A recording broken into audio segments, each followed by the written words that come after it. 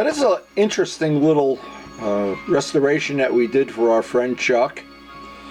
And this of course is what it looked like when it was finished. When you see what it looked like early on, and actually the first time Chuck brought the parts over to the shop, I was a little distressed, thinking we may not be able to get this as nice as we could. But it did turn out okay, and it's quite an adventure how this played out. I thought I'd share some of these pictures because a lot of my friends are restoring older motorcycles. A lot of my friends are painting model airplanes. Now, painting is just a nice skill to have, and anytime you can pick up some nice little tips, of course it's like money in the bank. Now you can see how rough these parts were when Chuck first brought them over. The paint is peeling. All of the parts are fiberglass. And they're very old. I'm not sure how old they are, but I'm going to guess at 25 or 30 years old. I'm not sure. From the look of it, they look like they've been pretty left out in the rain, abused or whatever. But actually, when you're doing a restoration, none of this really matters, because all the old paint's going to come off anyway. You're never going to paint on top of this. But I did need to take some pictures so that I could see what these graphics were going to look like, and we have all new graphics now, which turned out to be part of the adventure of this paint job. And of course, part of the adventure here, and this is something we really can't do much about, the graphics were so old that when we got to that part of it, they became a real problem. But early on, I just evaluated all the paint bubbles, all the blistering. Everything was in pretty rough shape. But again, none of it would matter. And any real good brand, Zip Strip, Jasco, will pull that paint right off. Of course, trick number one is make sure you wear thick rubber gloves, because it takes skin off too. You can actually feel your hand burning when you touch it. And how do I know? But anyway, a couple quarts of Zip Strip and Jasco, and that paint, little by little, we got it off. You pull it off with a spatula. It basically came off like peanut butter. Now this looks, and it really is, it looks disgusting. It's dirty, filthy work. But the amount of money you spend to do this in terms of material, you're probably talking about $20 worth of paint remover. So what that does is, if you were to go look for these parts, first off, you'd never buy them. And if you found them, they'd probably be in just a bad shape. So what this ensures is, by going through this labor of love, we're going to have really nice stuff at the end. And whenever I do my restoration work, I try to do it with the goal that it's better than the factory did it. And it's really not that hard to make it better than the factory, because most factories don't really do a world-class job on any finishing. They do the minimum amount. And it's funny how even some of the high-end motorcycles, when you look at the parts and the graphics, they're really not that good.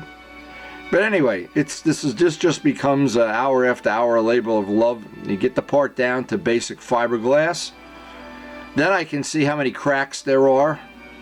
Wherever there's a crack, I use Brodak cyanoacrylate CA, crazy glue to people that don't use it. Fill in every one of these cracks with thin CA. What that does, it kind of stacks the deck in your favor, that the next coat of paint isn't going to crack. And you can see here what's involved in that. Really not a big deal to do it, but it really is cheap insurance. As soon as the CA is on there, wipe it with a clean paper towel, and don't get your finger where the glue was. It usually takes off just a little bit of the gel coat. In this case, we know it's getting a good bond then. And then I like to hit it with some 150, 160 paper, roughen it up. Take it over to the wheel and scuff it up. All these parts, when you get down to the real gel coat that's 30 years old and full of cracks, you want to fill the cracks and you want to scuff it. And obviously, the rougher, the better. Now, once that part is scuffed, and you've got all the cracks filled, one of the choices with bodywork you can use is Rust-Oleum primer. The better primer is the stuff they sell in body shops, but this will do for this kind of a project for a dirt bike. Again, it's all a labor of love at this point. There's just a lot of hand sanding.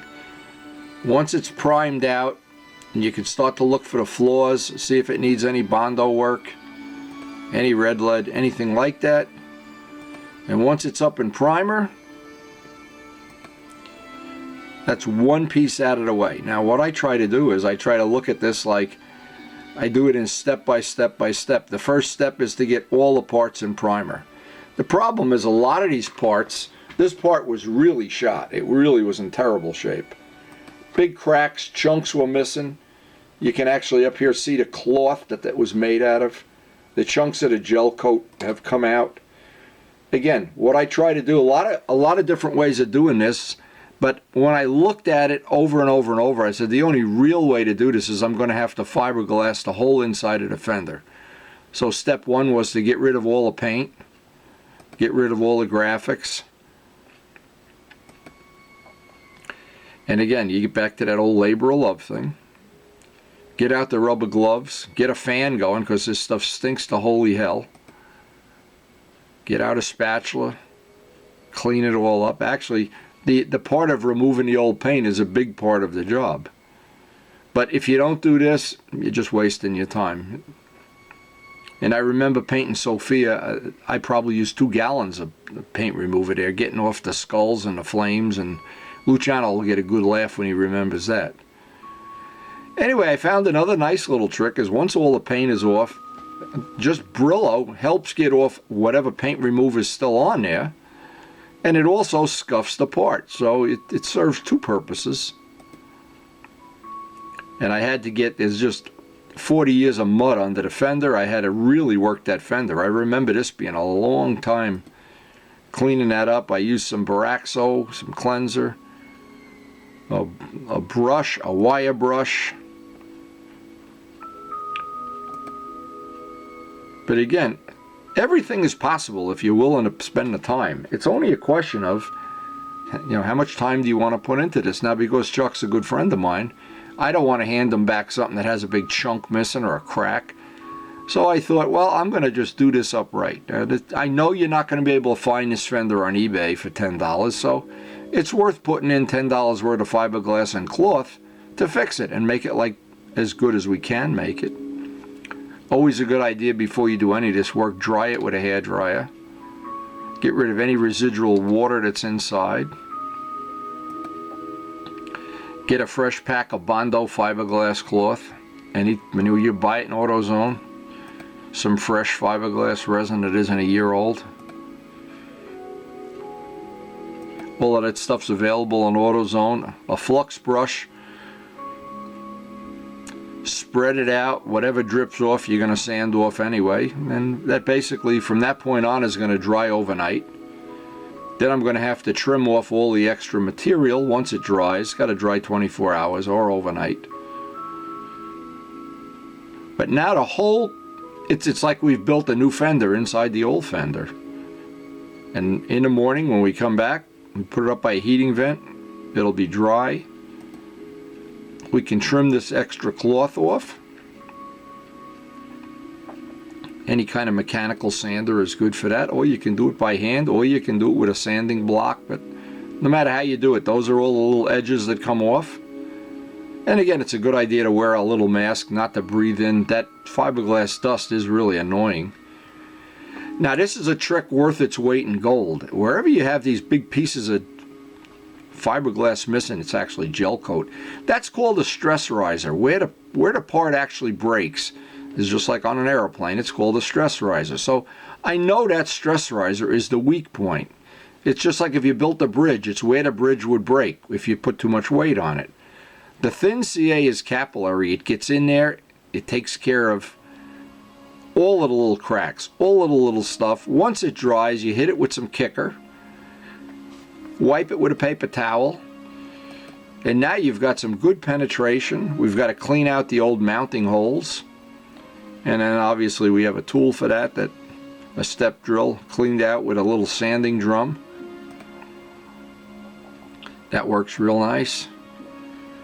We know we're going to need some Bondo or some glazing putty or any number of bodywork supplies here. And this just goes on again, as many thin coats as possible. I like to do it in thin coats if I can. There's always some dry time in between.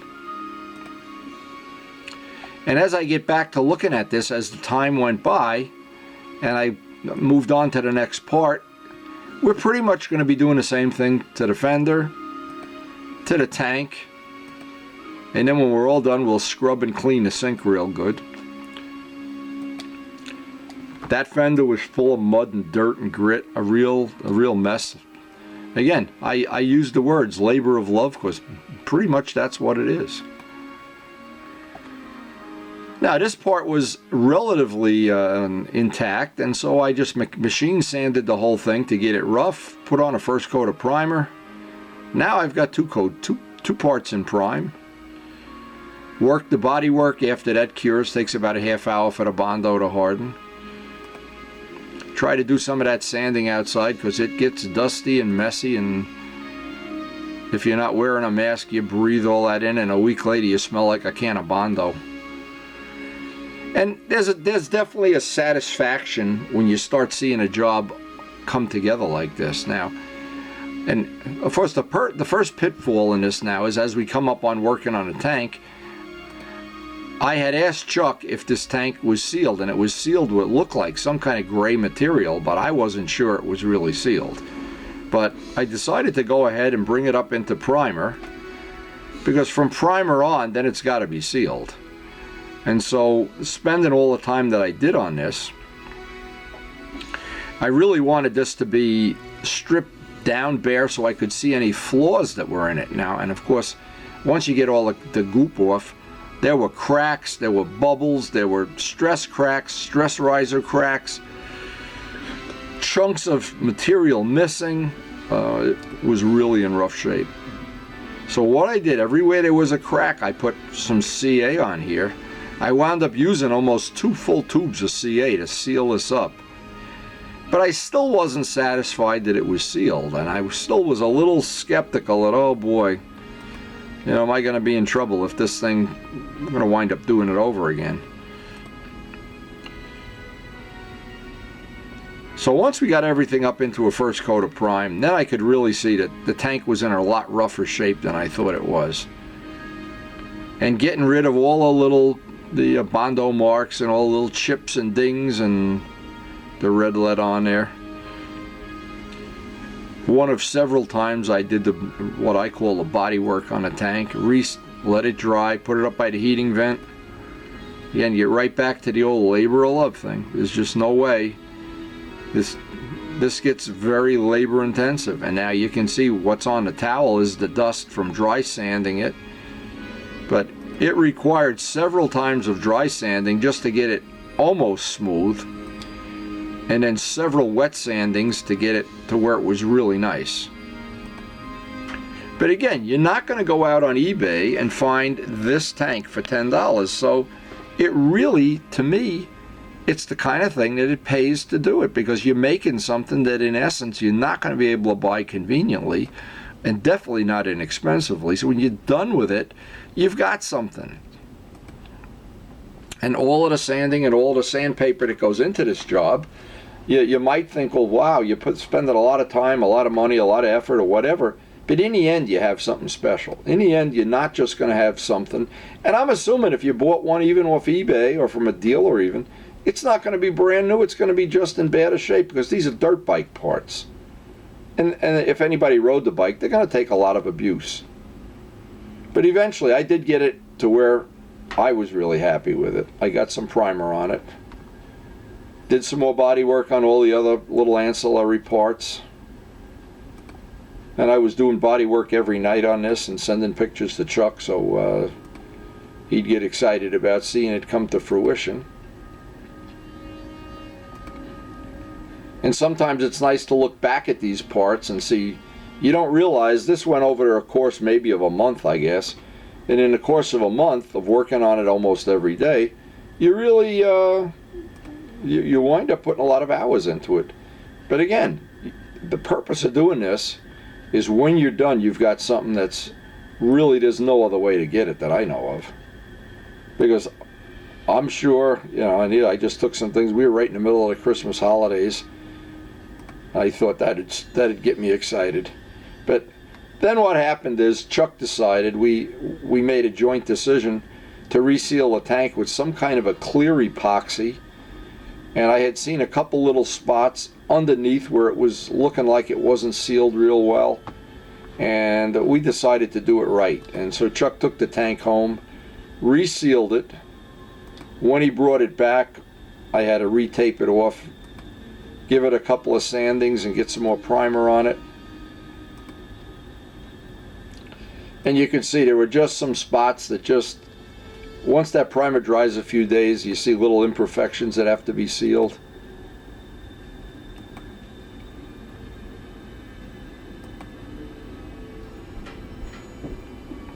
And in the end, I bet I sanded the tank 20 times by the time I got it to this point. But every night at the end of working on it, I had a really good feeling about it. I had the feeling when we're all done with this, we're going to have something that'll be very special. It'll be very special to Chuck, because I'm sure his friends that have these kind of dirt bikes, they don't have this kind of finish on them. That absolutely is for sure.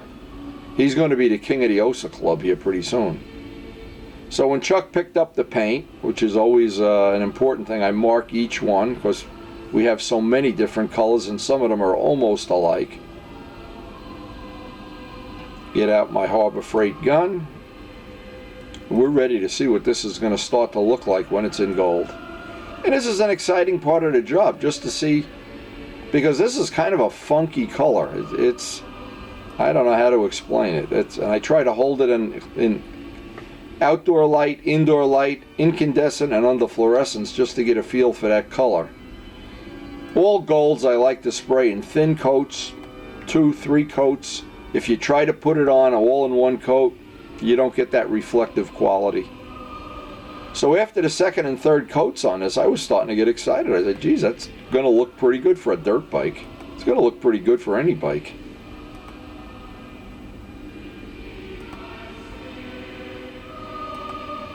But it was real nice to see how that was coming out. And again, I made this little jig to hold the tank while I was painting it. That worked out perfectly. And luckily we were in a time of the year the snow had totally melted and we didn't have to deal with any snow here. And as you get the second and third coats on this, you really start to see the gold come out. When I put it down under the heating vent, I know instinctively now these decals, I call them decals, graphics, whatever you want to call them, they are a giant pain in the ass when they're brand new, because we're going around compound curves, especially this front one here. This is going to be a nightmare to get on. I know that ahead of time because I've done this enough times. Then I'll have a big cup of coffee. Now Chuck sent me this picture of an Ossa that, so I could get the placing of the decals right. And that was handy. I kept that on my computer. And then, as it turned out, these decals were dried out as who knows how old they are, and really getting them to lay down was not easy.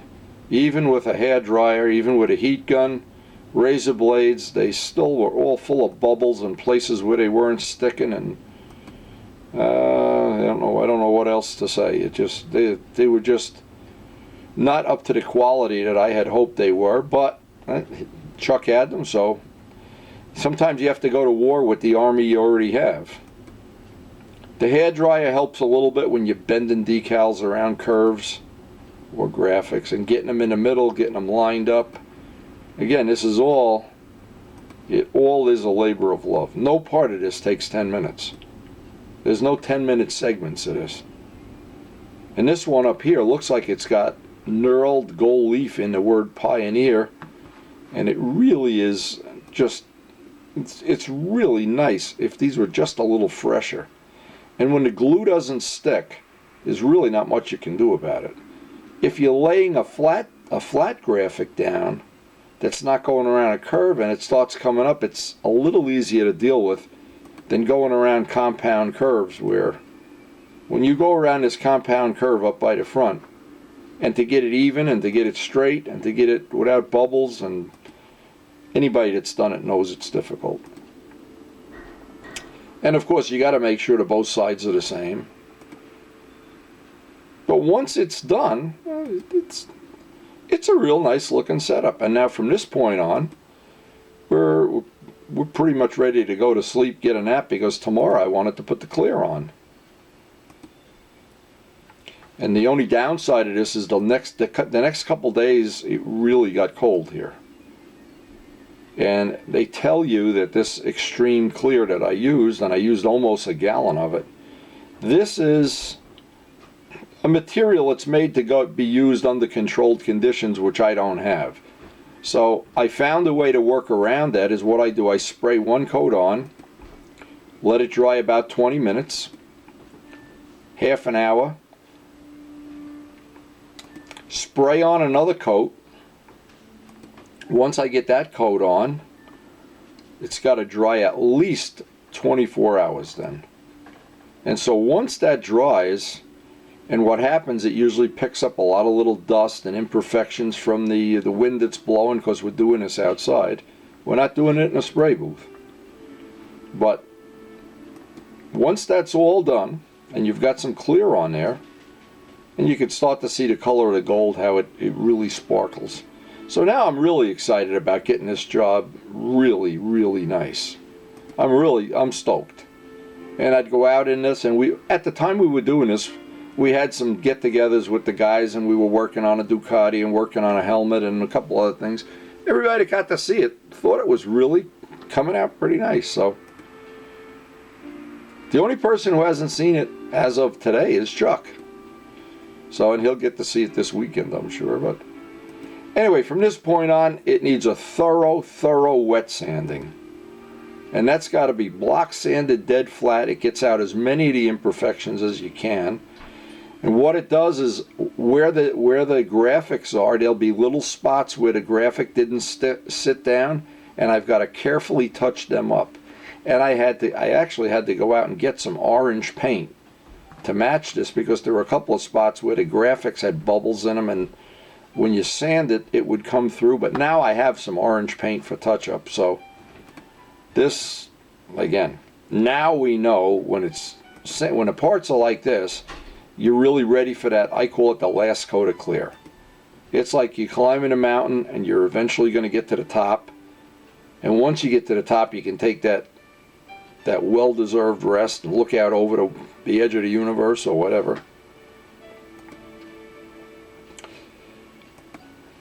And we hopefully know that the tank is super sealed now. It's not going to be an issue with leaking or anything like that. The parts really, really look great now. And then it's a question of waiting for a really good day to spray. A good day is you've got to get up really early in the morning when the wind isn't blowing. Get outside. And it's today it was putting this last coat of clear on. It was really cold outside. Now the cold it just makes it difficult in a lot of ways to get it to lay down. And if this was going to be a street bike where it was going to be 2,000 grit sanded and buffed, I'd be thinking, but it's a dirt bike, and we just want to bring it up to what I think would be. He'll have the nicest dirt bike in his group, and he might have the best one around. Now you can see the reflection of the house here, and that when you get that last coat of clear on, it starts to look like a mirror. Now you look back and you say, now I know what I got. Now this is going to be beautiful. And as the parts are hanging all over the garage, you just get I get a tremendous feeling of satisfaction knowing that I've done the best job I possibly can.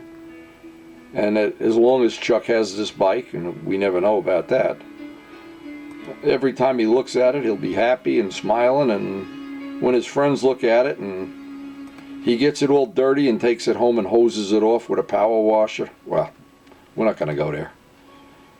But anyway, that stuff sat out in my garage, and we had our Ducati day, and we had some of the other things I don't remember. In fact, here Glenn's Ducati parts are still in the garage from the day he was here working on a Ducati, but the gold stuff all dried up. And this day never got over about 32 degrees. By the way, for anybody that doesn't know, I have made this thermometer in my garage. And I mark on it several different things. Like from here, this is the point at which I always would want to wear the electric gloves. This is the point at which I have a balaclava. And this is the part at which something else. And here's this line is for leather and mesh, the jackets, and here's something else, and then wear short pants, and then there's a line at the end and it says forget about it. Everybody's always impressed with that forget about it. But when I finished this job, the pond still had an inch of ice on it. And when I showed Karen the final product, and she looked at it and she said, wow. And she's usually a good judge of something that looks nice. And so I hope you enjoyed watching this little video, and obviously your friends maybe pick up some information from it. And I hope if you do a restoration project, it comes out just as good or better.